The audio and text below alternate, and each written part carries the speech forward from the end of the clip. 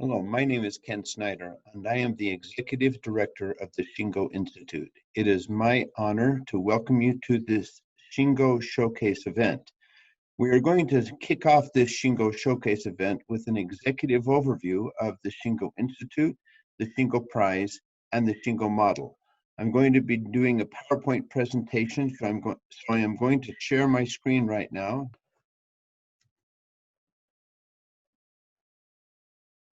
Let's start by talking about why do we exist at the Shingo Institute. Our job is to help you by helping your organization improve, and we do that a lot by teaching you how to do operations better.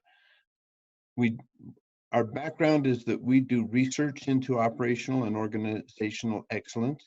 We do assessments, particularly around the Shingo Prize, and we develop educational materials to teach you and to help you teach the others within your organization.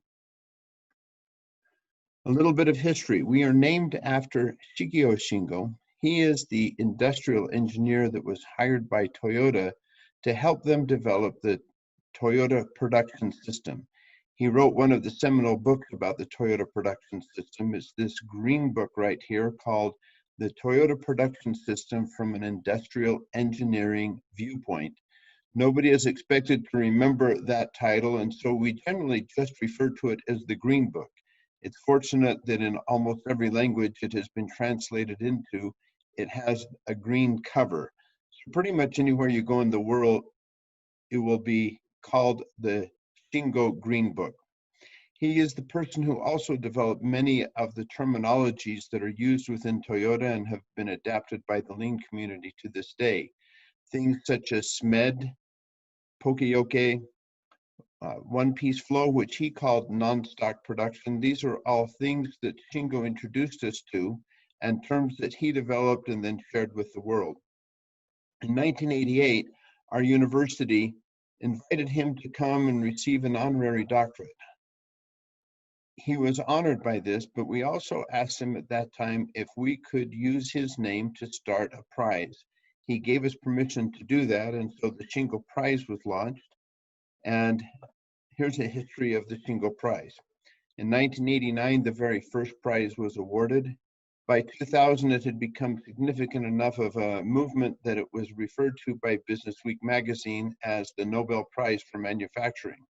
Since 2000, it has broadened well beyond manufacturing, and it has broadened well beyond North America. At first, the first roughly dozen years, it was mostly the Shingo Prize recipient organizations were manufacturers, and mainly in the US, Canada, or Mexico. But since then, it has grown to become a worldwide and multi-industry prize. Here are some of the recent prize recipients. As you can see, some of the recipient organizations are not just manufacturing, but are also supply chains or development organizations, or in some cases, banks and or other hospitals and other organizations. You can also see the international reach of the recipients as you look and see them on pretty much every continent throughout the world. This is a map that displays where we have had Shingo Prize recipients throughout the world. We now have over 30 countries that have had a Shingo Prize recipient, and it has become a true global standard of excellence. About 10 to 15 years after we started the Shingo Prize, we noticed a disturbing trend. We saw that some of the organizations that received the Shingo Prize continued to get better, as you would expect. And those are represented by the dark line in this little graph that we've created. But unfortunately, some of the Shingo recipients did not continue to improve as we would have hoped they would have. And we knew that we were missing something in our assessment model and also in how we were teaching people to prepare for application to the Shingo Prize. Matter of fact, in many of the organizations, we not only did we see decline, but the decline was so severe that it was somewhat embarrassing to us, and people would ask us, you gave them a Shingo Prize?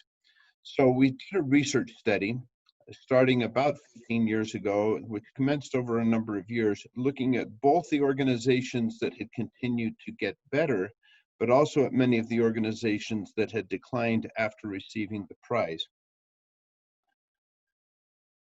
In order to explain what our findings were from that research, which I'll get into in just a moment, I need to make sure we have a clear definition of some of the things that we'll be talking about today.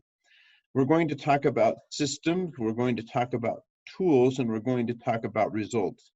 In the old model of the Shingo Institute, which we were using to assess organizations for the first roughly dozen years, 15 years or so, we looked at those three things, and if you had good systems, good tools, and good results, then you would be able to receive a Shingo Prize. And in this case, we were looking at systems such as, did you have a Kanban system that would create some kind of a pull and a flow within your organization?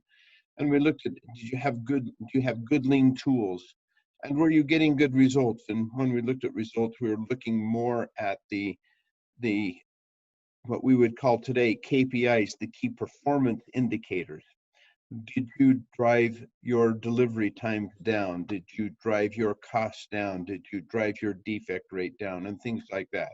And if you're able to show those three things, you had good lean systems in place, you were using good lean tools, and you drove some good results, then you would be able to receive a Shingo Prize. Now, who builds those systems and tools? And you'll notice what we found is that there are different parts of the organization or different levels of the organization that are responsible for building the right kind of systems and tools. And those different people have different functions. Executives are more interested in strategy development and deployment. Managers are the ones who actually have the tactical responsibility for accomplishing the plan. Team members are the ones who end up doing the work and creating the value. So we found that we had something missing in our model, and we've chosen to call it culture. And to us, although culture is made up of a lot of different things, and often people will refer to their values, their beliefs, and other things such as that. But we've tended to focus on the cumulative behaviors of the people within the organization. So you might say that you're one thing and that might be your value, but if you behave differently, we believe your culture is the actual behavior that is observed. So let's talk a little bit about behaviors, and we want to make sure we have a good understanding of that before we go too much further. Let's talk about the behavioral evidence you would see if you have an organization that is firefighting, for example. What kind of behavior might you see?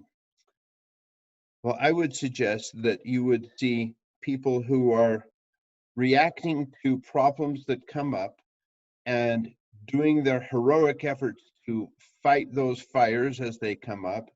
They get celebrated because of the extra effort they put in to be able to eliminate that fire and be able to help move on or rescue a customer, whatever it may be. And everybody celebrates that, and then another fire comes up. And what we've seen in firefighting organizations is that the firefighters are the ones that get praised the most. It's their kind of work that gets recognized the most. They're the ones who get promoted, and it perpetuates a culture of firefighting. By contrast, let me give, we don't think that's a good thing, incidentally. We think that's a problem. We should be eliminating fires and making sure they can't happen again. But when you recognize and reward firefighting, that becomes the culture and it becomes the norm. By contrast, let's look at an organization that has deep trust. If I tell one of my colleagues something and they don't trust me, they don't believe me, what's their reaction to that? Typically, somebody will want to verify that. They'll want to understand the reason why I'm asking them to do something or telling them about something. They'll go, I don't trust his motives here, or I don't trust what he's saying to me. And so how quickly do people act on the communications they receive when there is no trust involved? Typically what happens is people are very slow to act. They want to verify the information. They want to understand the motives. They want to make sure that everything is safe before they act. This is a great form of waste. Now, by contrast, when you have trust and you know somebody's telling you something that you can trust and you understand their motives and you are unified around those motives, you can act very quickly and you develop a certain speed and you eliminate a lot of waste in the process. And so when we see these different kinds of behaviors in action, we can see, for example, that there is an environment of trust or there isn't. We can see that people are purposely creating fires so that they can be recognized and rewarded as a result or not. Or if we see people who are preventing fires from happening, we like to see that as a way of eliminating the waste that might come from the fires happening in the first place. So let's go back to this turning point that we talked about a few minutes ago. We went to these different organizations and talked to many of the ones who were declining, but most importantly, we went and talked to the ones that kept improving, and they continue to improve and improve over time. And we still talk to them today, even 15 years after we started this research project. But let me share with you some of the insights that we have gained from the discussions we've had with them. And we call these insights the 3 insights of organizational excellence. Insight number 1 is ideal results require ideal behavior. Now, when we talk to the people who kept getting better and better, one of the things that we noticed in our research was they would tell us that they stopped looking at the results and they had started looking at the behaviors that drive those results. So let me give a simple example of the type of thing we observed over and over again in these organizations that kept getting better and better. They would say, we wanted to make sure we have a safe environment for our people. So instead of measuring the number of days missed due to injury, safety concern, obviously, and just doing the bare minimum, which is reporting the number of injuries or reporting the number of days missed due to injury or something like that, a KPI metric after the fact, they would say, we started measuring behaviors. So when we would record the number of safety near misses that we observed, we would then enact error-proofing actions to make sure those kinds of safety near misses can't ever turn into a safety problem. So they would be measuring things like number of near misses reported, number of error-proofing events or actions taken to prevent safety issues from ever coming up in the first place. And they were measuring those, and we developed a terminology around observing those kinds of behavioral measures, and we coined a term that we call key behavioral indicators, or KBIs, as opposed to KPIs, which come after the fact, and they indicate what the result is later. So what we found, though, is that these organizations that kept getting better and better were focused on those key behaviors, and as a result, they were driving ideal results from before they could ever happen. In other words, there's a cause and effect between the behavior and the results. Insight number 2 that we saw, purpose and systems drive behavior. Now, before I get into this a little bit, let me provide a little bit of background. We've done some subsequent research to verify this as well, but what we found is that with all of the organizations that kept getting better and better, they had a clear organizational purpose, that the people understood the purpose and that the people bought into or agreed with, emotionally agreed with that purpose. But we also found that when the organization makes it hard for them to do the right thing, as defined by that purpose, then that is something that made them get disillusioned by the purpose. So let me kind of walk through how that might work. So let's say an organization has a specific purpose that they all agree to. People will try to do the right thing based upon that purpose. They will go out of their way, and even if it's hard for them to do the right thing, they will go out of their way to do that hard thing because they understand and agree with the purpose. But after a period of time, if the managers and the leaders in the organization don't make it easier for them to do the right thing, then they become disillusioned and they think, well, they really don't care about this purpose.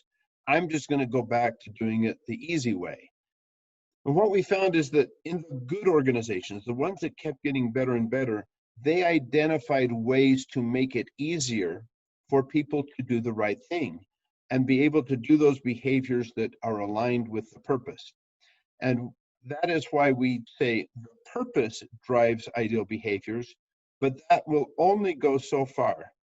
And the organization has to make it easy for people to do the right thing by changing the systems that drive the behaviors, and those systems have to make it easier for them to do the right thing.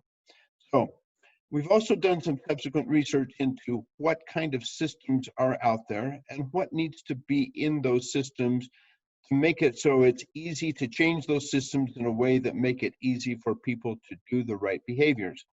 And we've identified, at least in every organization, at least 3 different kinds of systems. We see management systems. These are ones that are across the organization that are usually developed and implemented by the executives in the organization. We see improvement systems. These are these are things like the training system, recognition system, and other things like that that help improve the organization. And then, of course, in the middle, this is where the work is done. So there are work systems, the actual making of a product, or the actual care given in a hospital, or the financial transaction in a financial institution, and so on. We see that at least those 3 different kinds of systems in every organization. We also found that in order to make things easy and understandable for people to be able to do, there needs to be at least 5 essential components present in every single system. There needs to be standard work of how does that work? There needs to be some sort of a report system where they document the actions that are being made and when they're made. There needs to be some kind of a feedback loop. What we found is without a feedback loop, the system will typically break down and people won't follow the standard work because there is no feedback ensuring that the standard work is being followed. There needs to be a schedule or a cadence to that work, and there needs to be some sort of an improvement log where you're keeping records of the actions being taken to improve the system over time.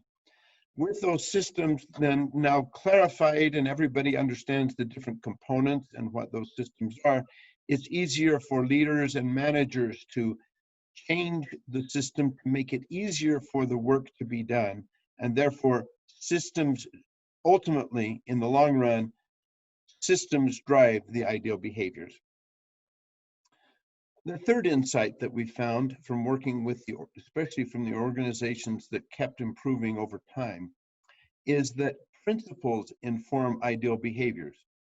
We would go visit them and ask them, why did you do that action, or why did you do that action?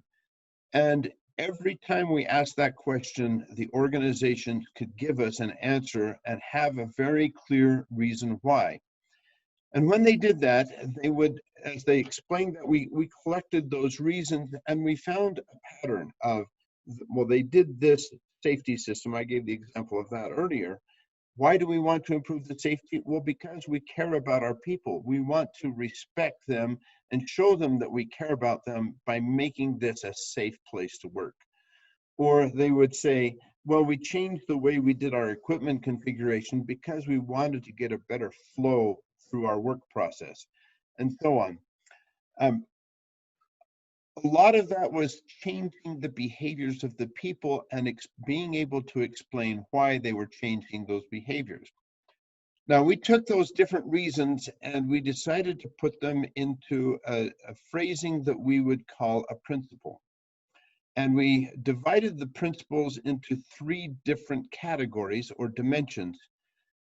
We have one dimension that's called cultural enablers, the kind of things they did to help create the right kind of culture within the organization. That's all about people development. So different behaviors that they would drive the systems would be things that affected training, uh, the recognition systems and things like that.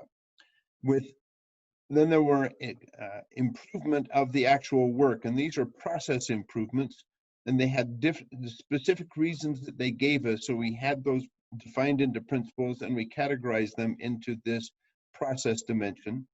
And then we had a purpose, things like, are we aligned with the purpose of the organization? Are we doing things that help the organization as a whole? And we put those principles into what we call the purpose dimension.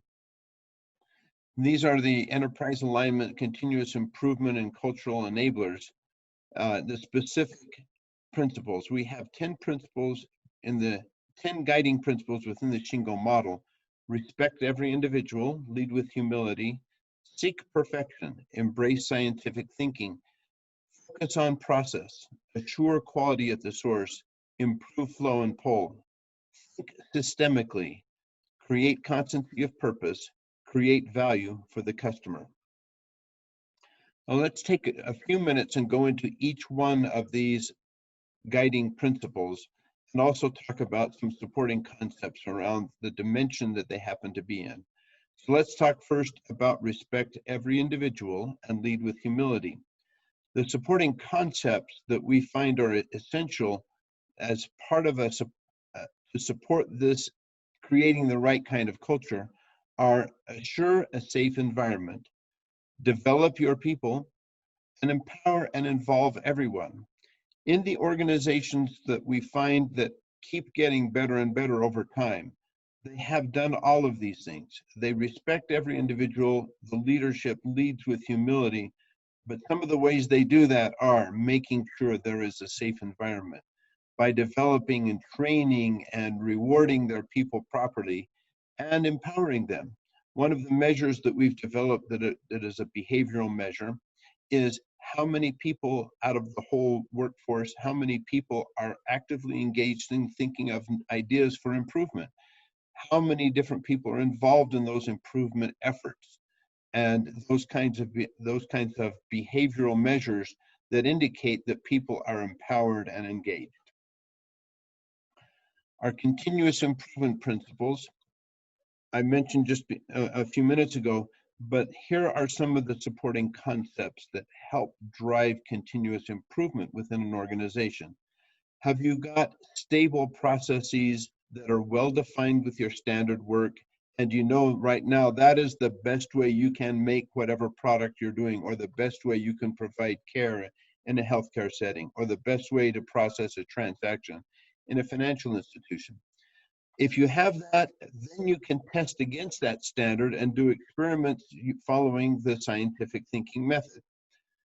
One of the things we also find that is important is to have a clear understanding of what is actually going on. And we call that go and observe. Go to where the actual work is happening, observe what is going on, notice the behaviors, see if the behaviors are consistent with the standard work, and make sure that that consistency is stable over time and from a different team member to team member, and they're doing it the same way. Focus on the value stream. We tend to get very compartmentalized as we do different functions, and we need to think about the whole product or service that's being offered from the point of view of what ultimately will the customer need, what will create value. Make sure that what you're measuring and looking at is simple and visual. Identify and eliminate waste. One of the principles is assure quality at the source, and we want to make sure that when we decide that we're going to control quality, we do the quality check or the assurance right when that work is done. We don't pass it on to the next process. So we coined that a phrase, no defects passed forward, because you are stopping an error right then, fixing it so that it's not a defect, and you're not passing a defective product or a defective step of the process onto somebody else. Improvement is the work. And so as work is done in those work systems, one of the things that has to be included as part of the work is the effort to continually improve it. And we do this by testing it, but also then keeping track of data to make sure what we are measuring is something that will be an improvement over the way we currently do it. In our enterprise alignment dimension, we have 3 different principles as discussed before. But one of the things we want to make sure, and I'm going to, there's a common misconception here. A lot of people mistake think systemically with think systematically. So let me just take a moment and make sure you understand what we mean by that. When we say think systemically, think of the whole system of creating value, or the whole value stream from beginning to end. In this case, also the suppliers and their distribution network or whatever may be part of that entire system. Think about the whole system. Don't think about improving a piece of the system. Think about improving how you can improve the entire system. An example of, we see this problem a lot where people make an improvement to one step, but don't think about the impact that has on the overall whole. And we need you to think about the overall whole. An analogy might be an automobile. If you improve the engine so that the car will run faster, but you don't improve the brakes or the transmission, what you may do is create a more dangerous vehicle to drive, because it'll drive too fast to be able to stop, or drive too fast to be able to safely take a corner, or something like that. And that will damage the ability of the car to deliver you safely to your destination. What we want is you to think of the whole system so that you're improving things that will improve the ability of the car to get you to the destination safely. Sometimes that takes seeing reality. Sometimes it takes looking at things over time, but it doesn't always make sure that you need to have your systems and the behaviors aligned to the purpose of the organization and to the needs of your customer. There's often what we call in Japanese hoshin kandi, or policy deployment is the way we say that in English. We want to make sure that whatever the purpose and goals of the organization are, that they get disseminated to each part of the organization correctly, so that people can understand how their improvement efforts will improve the whole. One way of doing this is by following a standard daily routine, whether it be something such as a daily huddle or a manager's daily work where they go check on certain things within the organization to make sure they're operating properly. We encourage you to measure what matters so that you are keeping track of the right kind of results, though. Often keeping KPIs is more important than tracking KPIs. All of what we do should be creating value for the customer. Who is the customer? How can we make sure that people understand the needs of the customer better, so that they can identify improvements that will actually make a better experience for the customer? In order to do that, they need to understand the cause and effect relationships between their behavior and the ultimate service or product. So we've inserted a little bit of a Shingo saying. We like to intersperse some of these because he had some interesting things to say.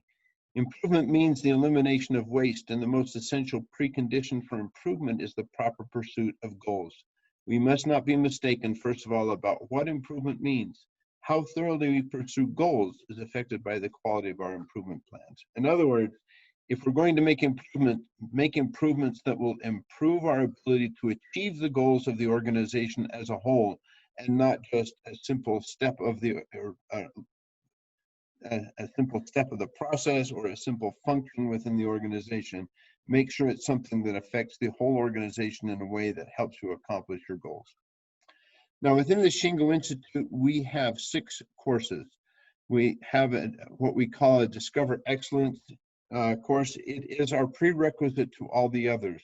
This is our breadth course within the design of our curriculum. This will introduce you to the Shingo model. It will introduce you to all of the guiding principles within the Shingo model. It will give you a snapshot view into systems and how systems can drive the right kinds of behaviors, and so on. The other workshops are built in such a way that they assume that you will have had the Discover Excellence workshop first. And so if you don't take that Discover Excellence workshop, your ability to understand the other workshops will be affected in a negative way. Our systems design workshop is a workshop that helps take a deep dive into systems and how systems can drive behaviors. Our next 3 workshops, the Cultural Enablers, Continuous Improvement, and Enterprise Alignment workshops, take a deep dive into each of those 3 different dimensions of guiding principles. And our capstone is the Build Excellence workshop.